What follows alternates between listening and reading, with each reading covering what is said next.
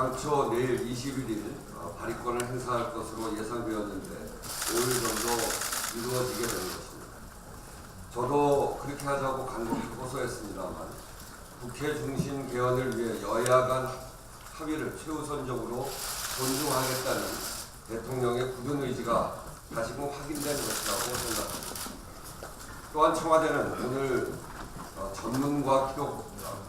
오늘 전문과 기본권을 시작으로 내일은 지방 분권과 국민 주권, 모레는 정부 형태 등 앞으로 3일 동안 정부의 개헌안을 국민들께 소상히 설명하고 이해와 동의를 구하는 시간을 갖기로 했습니다. 국민과 함께하는 국민 개헌을 뒷받침하기 위한 대단히 시의적절한 조치입니다. 국회가 주도하는 국민 개헌을 실현하려는 대통령의 진정성이 다시 한번 확인된 이상 우리 정치권 역시 그에 걸맞는 책임 있는 자세로 개헌 협상에 임해야 할 것입니다. 이는 선택이 아니라 국회의 헌법상 의무입니다. 그러나 누구보다 국회 중심 개헌에 대해 무거운 책임이 있는 자유한국당의 자세는 그야말로 무책임함 그 자체입니다. 특히 김성태 원내대표는 어제 청와대가 제시한 개헌 로드맵에 대해서 관제개헌, 애들 불장난, 대국민 쇼통이라는 원색적 비난을 퍼부었습니다. 대국민 공약 파기를 밥 먹듯 하는 자유한국당에겐 정부 여당의 진정성은 물론 조속한 국민 개헌을 바라는 국민들의 염원도 안중에 없는 모양입니다. 더욱이 다른 사람은 몰라도 김성태 원내대표가 관제 개헌 운운할 자격은 없다고 저는 생각합니다. 다시 한번 말씀드립니다만 김성태 원내대표는 지난 2016년 대정부 질의 당시 황교안 총리에게 박근혜 대통령의 개헌 발의권 행사를 강력하게 요구했습니다. 김성태 원내대표에게 묻습니다. 국정농단으로 나라를 망쳤던 박근혜 전 대통령의 개헌 발의는 옳고 문재인 대통령의 개헌 발의는 잘못됐다는 주장 그 근거가 도대체 무엇입니까? 공약 이행과 시대 정신을 지키고자 한 대통령이 인내하고 또 인내하며 국회 주도의 개헌 논의를 지켜봤지만 끝내 헌법이 보장한 발의권 행사를 검토할 수밖에 없다는 이유는 다른 누구도 아닌 자유한국당의 발목 잡기와 목리 때문이라는 사실을 삼척동자도 다 아는 사실입니다. 자유한국당은 국민들 눈살만 찌푸리게 만들 말폭탄으로 국민 개헌 열차 탈선에만 목을 맬 것이 아니라 국민 개헌 열차가 하루속히 국민들에게 도착할 수 있도록 협상에 적극 임해야 할 것입니다. 아울러 자유한국당은 민심과 동떨어진 유사 내각제 집착 또한 즉각 포기해야 할 것입니다. 개헌 열차를 출발시킨 촛불광장의 민심은 주권자인 국민을 위한 개헌을 요구했지 국회가 군림하는 개헌을 명령한 것은 아닙니다. 특히 대부분의 여론조사에서 대통령 4년 연임제를 찬성하는 국민의 비율이 압도적으로 높은데 이는 대통령제를 통한 국정 운영의 책임성, 연속성, 안정성을 국민들이 높게 평가하고 있기 때문입니다. 또한 그 바탕 위에 분권과 협치를 보태 책임과 견제, 균형이 조화를 이루는 제도개혁을 이루라는 것이 도도한 민심의 흐름입니다. 정작 국민이 직접 선출한 대통령은 허수아비로 만들고 국민이 선출하지도 않은 총리에게 국정 운영을 전적으로 맡기는 것은 국민 주권의 촛불 민심에도 정면으로 반하는 처사입니다. 자유한국당의 전신인 세력들이 집권했던 과거에 장기 집권 음모로서의 내각제의 꿈을 아직도 버리지 못한 것은 아닌지 묻고 싶습니다. 야당은 국회의 기득권에 대한 집착을 버리고 오직 국민만 생각하는 마음으로 개헌 협상에 임해 줄 것을 요구합니다. 다시 말씀드립니다. 개헌은 국가의 100년을 새로이 설계하는 것이기 때문에 순수하고 숭고한 협상 자세가 필요합니다. 조건 없이 개헌 협상을 시작합시다. 요즘 자유한국당은 시기를 이야기하면 내용을 이야기하고 내용을 협의하자고 하면 협의 시작 조건을 붙입니다. 이런 청개구리 협상 태도는 국민의 분노만 사게 될 것입니다. 시기가 중요합니다. 그 이유를 다시 한번 말씀드리겠습니다. 첫째, 여야를 떠나 정치권 모두가 국민에게 약속했고 국민들도 원하기 때문입니다.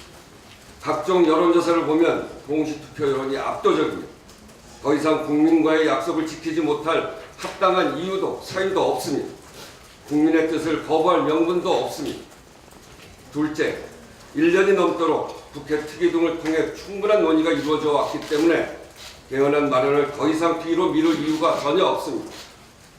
이번 6월 동시투표를 놓치게 되면 향후 개헌 동력이 상실된 우려도 매우 큽니다. 이미 나와 있는 개헌의 주요 쟁점들을 놓고 여야 지도부가 국민이 원하는 방향으로 개헌 합의안을 만들면 될 일입니다. 셋째, 양대 투표 동시 실시를 통해 소중한 국민의 혈세를 아낄 수 있습니다. 동시 투표가 무산될 경우 혈세 수천억 원이 추가로 소요되며 그에 따른 국민들의 불평과 번거로움도 매우 큽니다. 넷째, 동시 실시를 해야 개헌안 투표율 확보가 실질적으로 가능합니다. 개헌이라는 단일 이슈만으로 국민들의 높은 투표 참여를 이끌어내기가 쉽지 않기 때문에 투표 불성립의 가능성이 매우 높다는 현실적 이유도 고려할 필요가 있습니다. 지방선거를 놓치면 다음 선거는 21대 총선뿐입니다. 다섯째, 대통령 4년 연임제로 할 경우 향후 대통령 선거를 지방선거와 함께 치를 수 있습니다. 이렇게 되면 선거에 들어가는 경제적, 사회적 비용을 대폭 효율화할 수 있다는 장점이 있습니다. 이런 합당한 이유들이 있었기에 개헌 논의와 관련하여 지난 대선 과정에서 가장 합의 수준이 높았던 것이 지방선거와 동시투표였습니다. 이조차도 약속을 지키지 않으면서 무엇을 신뢰하라고 하는 것입니까? 이제 대통령의 개헌안 발의권 행사까지 엿새가 남았습니다. 그러나 저는 내일 종말이 오더라도 이 한 그루 사과나무를 심는 심정으로 야당 설득과 개헌 협상에 최선을 다할 것입니다. 야당도 정부 여당의 진정성을 믿고 보다 진전된 자세로 협상에 임해줄 것을 호소합니다. 여야가 함께 뜻을 모은다면 막힌 길도 뚫을 수 있고 끊어진 길도 이을 수 있습니다.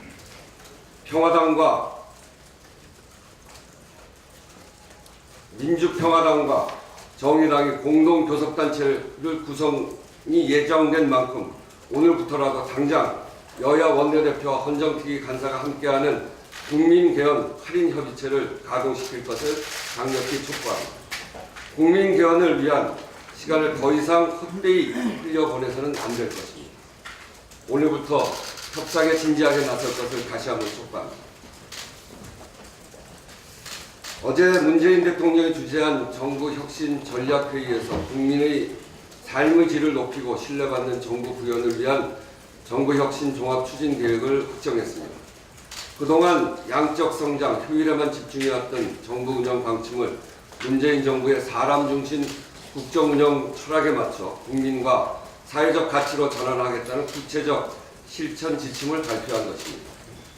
현재 우리나라 삶의 질 지수는 OECD 국가들 중에 29위이며 촛불혁명을 거치며 정부에 대한 국민 신뢰도가 상당히 향상되었음에도 여전히 정부 신뢰도는 32위, 부패 지수는 51위에 달하고 있습니다.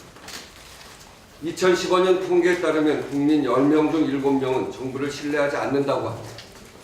공동체 지수 38위, 환경지수 36위, 유리천정 지수는 무려 5년 동안 연속 꼴찌입니다.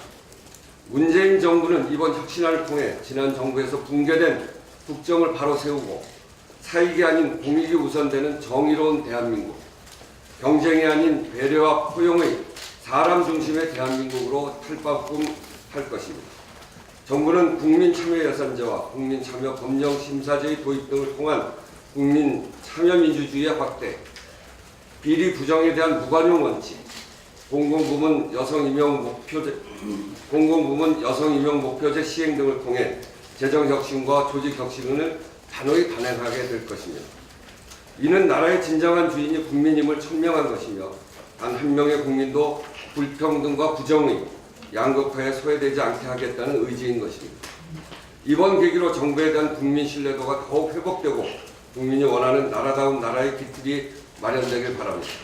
당 또한 정부의 혁신안이 제도적으로 안착될 수 있도록 든든히 뒷받침하겠습니다. 이상입니다. 네, 다음은 김태년 정책위원장의 원고입니다. 추경 관련해서 한 말씀 드리겠습니다. 지난주 정부가 발표한 청년 일자리 대책에 대해서 국민의 절반 이상이 찬성한다는 여론조사 결과가 나왔습니다.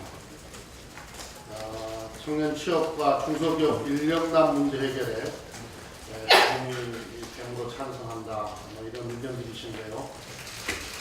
연령별로는 20대가 71.5%가 찬성을 했습니다. 그만큼 청년 일자리가 절박하다는 것을 이야기해주고 있는 것 같습니다. 반면에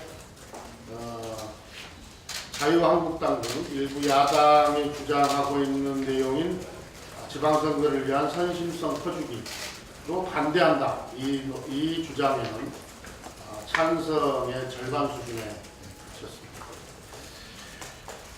그런데 국가 지난 수준의 청년 실업 위기 앞에서 자유한국당 등 일부 야당은 지방선거용 가짜 일자리 쇼라는 황당한 비난을 하면서 청년 일자리 대책마저 정쟁거리로 만들고 있습니다. 아시다시피 홍준표 대표는 이런 표현은 거의 상습적인 것 같아요. 남북 정상회담 합의를 두고도 지방선거용 위장평화쇼라는 어이없는 주장을 해서 우리 국민들께서 실소를 금치 못한 바가 있는데요. 자유한국당과 홍준표 대표는 문재인 정부가 국민과 국익을 위해 제대로 일만 하면 선거용 쇼라는 식의 비난으로 문재인 정부 흠집내기나 되풀이하고 있습니다. 저번에도 한번 말씀드렸습니다만 이런 식의 태도와 자세로는 만년야당 면치 못한다는 말씀 다시 한번 드립니다. 그런데 이게 말이죠. 이명박 박근혜 정부 시절에 자유한국당의 전신인 새누리당이 국정운영과 정책 결정을 선거용 이벤트로만 접근했었기 때문에 지금 문재인 정부에 대해서도 그런 눈으로 밖에는 바라보지 못하는 것이 아닌가 하는 안타까움이 있습니다. 그리고 야당들이 청년 일자리를 위한 추경 편성을 두고 세금 낭비다 이렇게 비난을 하고 있는데요. 정부가 청년을 위해 일자리를 만들고 중소기업을 지원하는 것은 세금을 본래의 목적에 맞게 가치 있게 쓰는 일이고 정부가 거둔 세금을 가장 국민에게 가장 효과적으로 돌려드리는 일입니다. 그리고 이번 추경은 부채 발행 등 빚을 내지 않고 여유 자금을 활용하기 때문에 재정 건전성에도 전혀 영향을 주지 않습니다. 이번에 발표한 청년 일자리 대책과 또 그 재원 마련을 위한 추경 편성은 고용 절벽에 내몰린 청년들을 위한 구명줄이자 희망의 동화줄입니다. 이 인구 구조상 향후 4년이 우리가 절박하게 청년 일자리를 만들어야 되는 그런 시기를 이해해 주시기 바랍니다. 청년 일자리 대책과 추경은 중소기업과 청년을 이어주는 연결고리가 되어서 중소기업은 인력난에 시달리고 청년은 취업난에 시달리는 이런 모순된 상황을 해결하는 역할을 하게 될 것입니다. 야당들도 소모적인 논쟁으로 비난만 하기보다는 청년 일자리를 하나라도 더 만들기 위해서 지혜를 모아주시고 적극 협조해 주시기를 당부드립니다.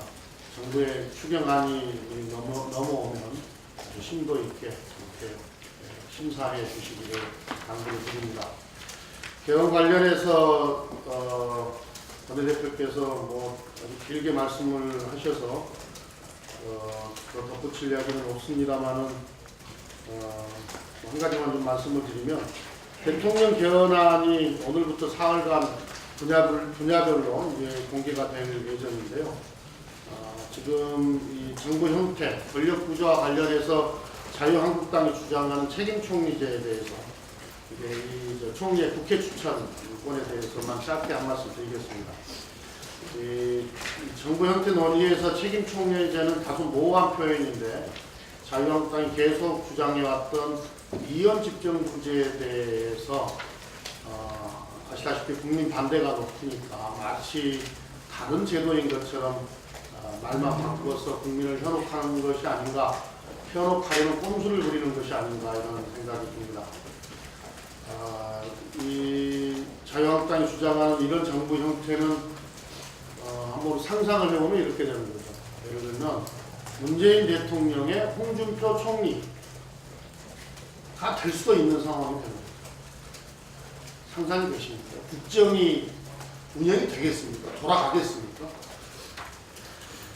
국민들은 분권과 협치를 원합니다.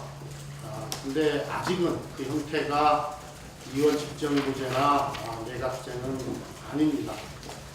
국회가 훨씬 더 국민의 많은 신뢰를 받고 또 정당이 지금보다는 훨씬 더 튼튼한 체력과 또 체질을 갖춰야 국민들께서도 이런 정부 형태에 대해서 수용해 주시지 않을까 싶습니다.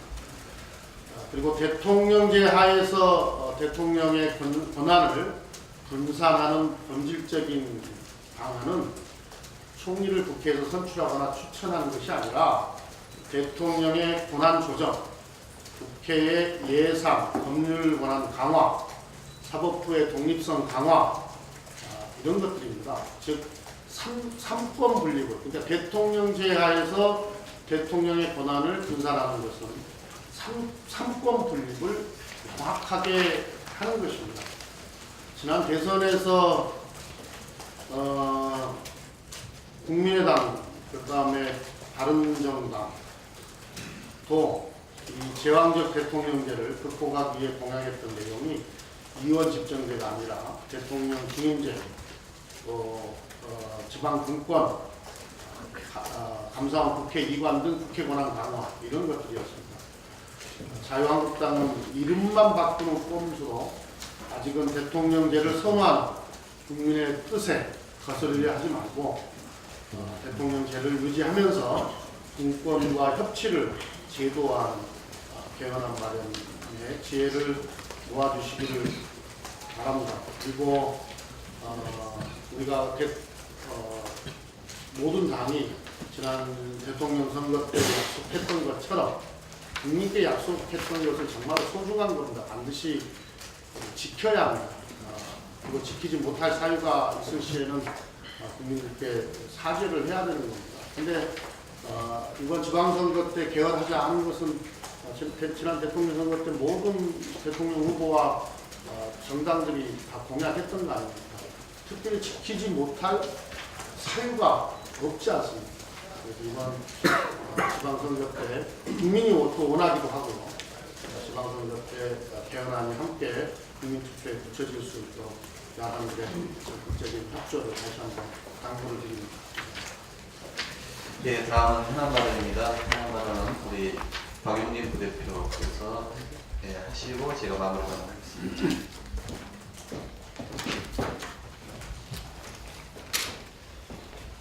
예, 오늘 부대표 박용진입니다. 마침내 드디어 이건희 회장 등 차명재산에 대한 정당한 세금 징수가 시작되었습니다. 원래는 최종 결과가 나오면 총괄적으로 국민 여러분께 보고드리려고 했는데 언론 보도로 어제 알려지게 되었습니다. 어제 국세청이 이건희 등 차명계좌 소유주들에 대한 과세 절차에 돌입했다는 언론 보도입니다. 문재인 정부의 출범이 우리 사회에 어떤 의미를 갖는지 그리고 어떤 것이 달라지고 있는지를 명확하게 보여주는 상징적인 조치로 현 정부 들어 경제 분야에서 큰 의미를 갖는 성과다라고 생각합니다. 또한 먼저 문제 제기를 시작한 의원으로서 감회도 새롭습니다. 문재인 정부 들어서서 더불어민주당이 여당이 되지 못했다면 이런 당연한 세금을 걷어들이는 일이 없었을 것이라고 생각하니까 아찔하게 교차합니다.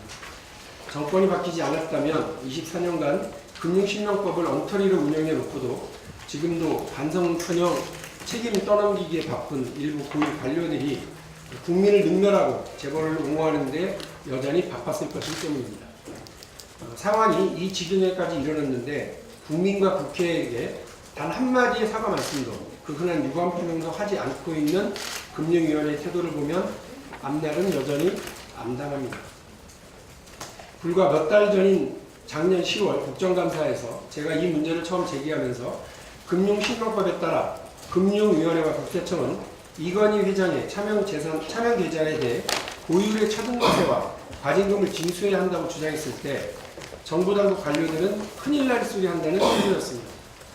그들은 이건희 회장에게 세금과 과징금을 걷는 일은 해서도 안 되고 할 수도 없고 하지도 않겠다는 입장을 국회 공식 회의석상에서 수차례 반복해서 되풀이했었습니다. 그저 있는 법을 제대로 지켜달라는 것인데도 말입니다. 누구를 위해서 무엇을 위해서 그랬는지 의심스럽습니다. 이렇게 요지부동의 금융당국이 엉터리를 해석하고 거꾸로 세워놨던 금융신명제를 제대로 서게 만들고 해석을 바꾸게 만든 것은 저 혼자만의 노력이 아니라 민병두 단장을 중심으로 한 더불어민주당의 이건희 차명계좌 TF 소속 의원들이 끈질긴 노력이 있었기 때문입니다. 또 무엇보다도 자신감을 갖고 결과를 만들어내라고 뒤를 받쳐주셨던 우원식 원내대표와 김태년 정책위 의장의 원칙과 뚝심 덕분임을 다시 한번 말씀드립니다. 금융위원회와 금융감독은 국세청에게 당연히 해야 할 일을 하도록 만드는 일은 말을 듣지 않는 황소를 끌고 밭일을 하는 것보다 힘들었습니다. 단언컨대 그들이 정권이 바뀌지 않았다면 아마도 지금도 세금은커녕 우리 더불어민주당 의원들을 경제를 잘 모르는 정치인들, 기업을 공격하는 운동권 출신들이라고 손가락질이나 하고 있을지도 모릅니다. 관료들이 변해야 합니다. 문재인 정부가 힘 빠지기만 기다리면서 다시 과거로 돌아갈 시점만 노리고 있는 관료들이 혹시 있다면 지금 당장 생각을 바꿔주시기 바랍니다. 이제 정권이 바뀌어 정부 여당의 관계이지만 과거를 반성하지 않고 여전히 구태와 적폐를 옹호하려 한다면 우리 민주당뿐 아니라 국민들께서 용납하지 않을 것입니다.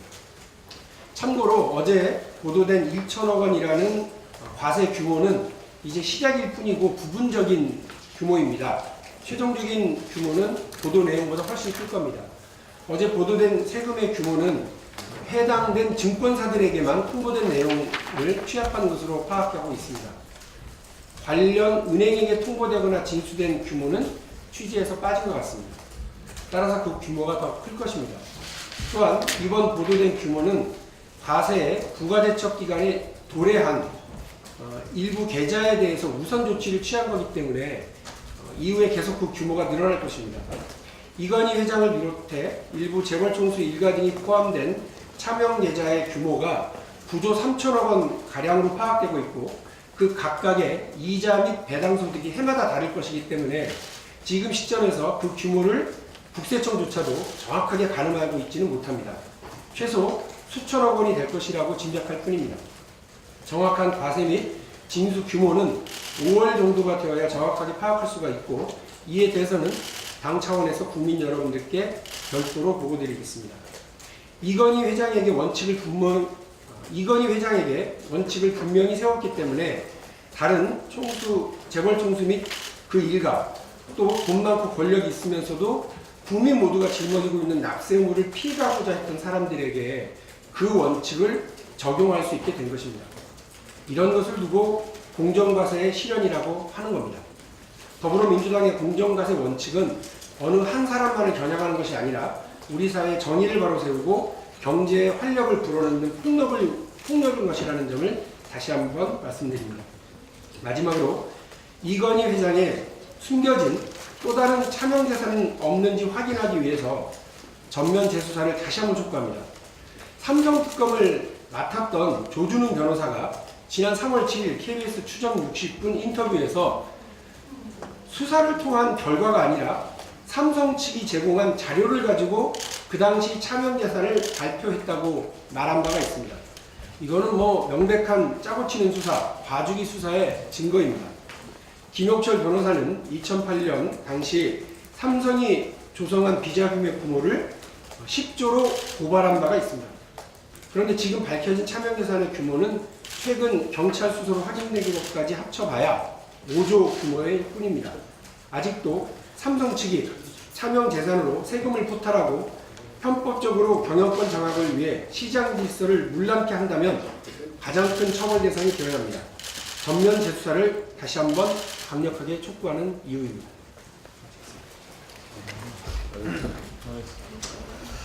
원내 상황을 먼저 말씀드리면 이제 3월은 원래 국회가 폐회 중입니다. 그럼에도 이제 국회법에는 폐회 중 상임위는 3월 세 번째 월요일부터 일주간 정례회를 개회하고 이 정례회에서는 법안 심사와 주요 현안 심사를 한다라고 명문화되어 있어서 상임위 개최는 의무조항이었습니다. 그런데 야당의 일방적 소집 요구로 임시회가 열렸습니다. 그 결과 도리어 임시회 소집이 상임위 의무 개최에 면죄부를 주면서 역설적이게도 임시회 소집이 상임위 개최를 발목 잡는 이 방패막이로 변질되고 있습니다.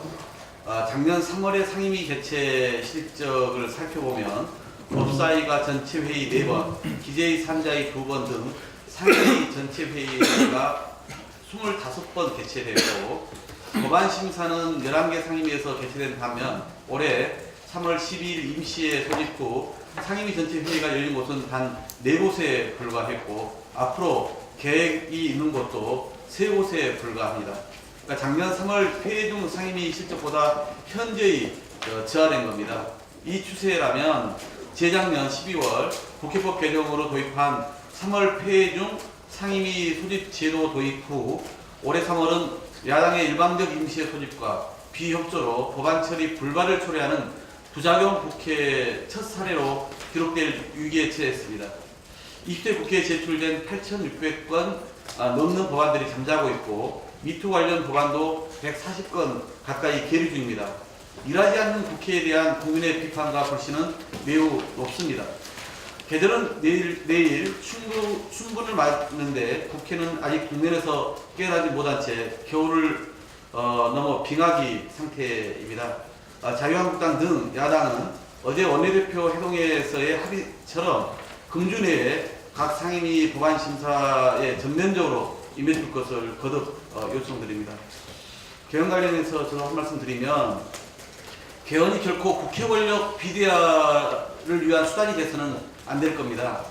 자유한국당에서 문재인 대통령은 개헌 문제에 손을 떼야 한다고 주장했는데 이는 헌법 128조 개헌은 국회 재정원 과반수 또는 대통령의 발의로 제한된다는 조항의 정면으로 유배되는 반헌법적 주장이고 어처구니없는 궤변입니다.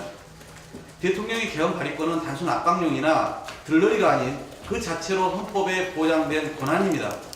재작년 10월 최순실 국정농단 위기를 모면하기 위해서 박근혜 전 대통령이 개헌을 꺼내들었을 때 적극 찬성하고 대변했던 정당의 주장이라고는 믿어지지 않는 호화무치하고 이율배반적인 주장입니다.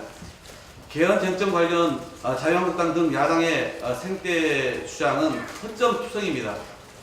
첫째, 개헌 시점 문제는 대선 때 약속한 6월 개헌 완료가 아니라 6월 개헌 발의라는 야당의 주장은 개헌을 언제 끝낼지 모르는 예측 불가 상황, 즉 1년 내내 전국을 개헌 블랙홀과 정쟁으로 끌고 가자는 무책임한 주장입니다. 둘째, 국회 총리 선출 또는 추천권 보장 주장은 무늬만 독권형 대통령제, 책임 총리일 뿐 대통령을 국회에 굴복시키겠다는 것이고 사실상 수상제 도입과 의원 내각제 도입입니다. 국민투표를 통해 개헌을 추진하는 마당에 국회가 민심과 정면으로 배치되는 내용을 밀어붙인다면 이는 부결될 것이 뻔합니다. 현 국회에 대한 신뢰도는 바닥 수준이고 대통령 지지율과 대통령제에 대한 지지도는 70% 이상 매우 높은데 투표로 선출된 대통령 권한을 국회가 앞장서 힘을 빼놓고 그것을 분권이라는 이름으로 국회가 행사하겠다고 하면 어느 국민이 납득하겠습니까? 이런 주장을 내놓으려면 국회 책상 앞에서 골몰하지 마시고 거리로 나가서 의견을 듣거나 여론조사를 실시해서 민심부터 확인해 볼 것을 강력히 권고드립니다. 민심과 배치되는 개헌, 즉 국민의 삶을 바꾸고 기본권, 자치분권을 강화하는 개헌이 아니라 정치권의 이익을 극대화하기 위한, 즉 국회의원을 위한 개헌은 꼼수 개헌, 민심 왜곡 개헌이고 이는 민심의 강력한 역풍에 직면할 것이라는 점을 경고드립니다. 마지막으로 6월 동시선거는 개헌 투표율 50% 달성과 선거 비용 1,200억 이상을 절감할 수 있는 성공 보증 수표이고 야당의 9월 혹은 10월 개헌 주장은 개헌 단독 선거 비용 약 1,500억을 투입하고도 투표율 50%를 장담할 수 없는 깜깜이 선거가 될 겁니다. 자유당 등 야당은 이러한 세 가지 쟁점에 대해 여론조사라도 해보고 주장하는 것인지 민심과는 상관없이 개헌을 끌고 가겠다는 것인지 성찰해 보시기 바랍니다. 개헌 논의에 골든타임은 다가왔는데 국회가 개헌 논의를 자초시키고 침몰시킨다면 국민적 저항에 직면할 겁니다. 자유한국당 등 야당은 정쟁용 주장, 국회 밥그릇을 위한 주장, 당리당략적 주장을 내세우지 마시고 합리적이고 민심을 반영하는 개헌 논의에 즉각 동참해 줄 것을 요청드립니다. 예, 윤호덕 예결위 간사님. 어제 패럴림픽이 끝났죠. 거기에 대해서 아무도 말씀 안 하셔서 제가 마무리하겠습니다. 열흘간의 인간 승리 드라마 2018 동계 패럴림픽이 18일 마감되었습니다. 적은 예산으로도 큰 감동을 선사했던 평창 동계올림픽에 이어 패럴림픽까지 성공적으로 마무리되었습니다. 앤드루 파슨스 국제 패럴림픽 위원회 위원장은 평창 동계 패럴림픽은 역대 최대 이벤트였다고 엄지를 지켜 세웠습니다. 49개국 567명의 역대 최대 규모의 선수단이 참가한 평창 동계 패럴림픽은 입장권이 33만 5천여 장이 팔려 목표치를 150% 달성했습니다. 이는 2014년 소치대에서 판매된 20만 장을 10여만 장 이상 상회한 것입니다. 입장권 수입 역시 66억 6천만 원으로 역대 최고치를 기록했습니다. 동계올림픽에 이어 동계 패럴림픽까지 운영, 흥행, 안전, 재정 모든 면에서 기대 이상의 성과를 냈습니다. 그 중에서도 특별한 성과를 뽑자면 외교적 성과일 것입니다. 상상하지도 못했던 남북 정상회담과 북미 정상회담을 단숨에 이끌어낸 외교적 성과야말로 이번 올림픽의 특별한 업적이라고 할 것입니다. 평화는 돈으로 살 수 없는 가치이지만 역설적으로 우리에게 커다란 경제 활력을 가져다 줍니다. 금년 초부터 평화 진전에 대한 기대가 높아지면서 외국인 투자가 가장 먼저 반응하고 있습니다. 금년 1월에서 3월까지 외국인 투자가 우리나라 국부채를 1월에는 2조 4,612억 원을 사들였고 2월에는 2조 8,728억 원을 사들였고 3월 중순까지 1조 4,819억을 순매수하고 있습니다. 3개월간 연속 대규모 순매수는 이례적인 것이며 특히 북한 리스크가 고조되었던 작년 9월에서 10월 사이에 연속하여 마이너스 흐름을 보여준 것과는 아주 대조가 됩니다. 금융당국은 이에 대해 외국인 투자자들이 우리 경제 펀드멘털을 신뢰하고 있다는 것을 뜻하며 특히 최근 북한 리스크가 완화되면서 외국인 투자자들의 자금이 유입되는 것이라 평가하고 있습니다. 이어서 우리나라의 신용등급이 상향될 가능성까지도 점치고 있습니다. 자, 긴 겨울이 지나 찾아온 평화의 봄이 너무나 소중합니다. 이제 4월 파주 평화의 집에서 제3차 남북 정상회담이 개최됩니다. 자, 평화의 봄꽃이 만발하기를 소망합니다.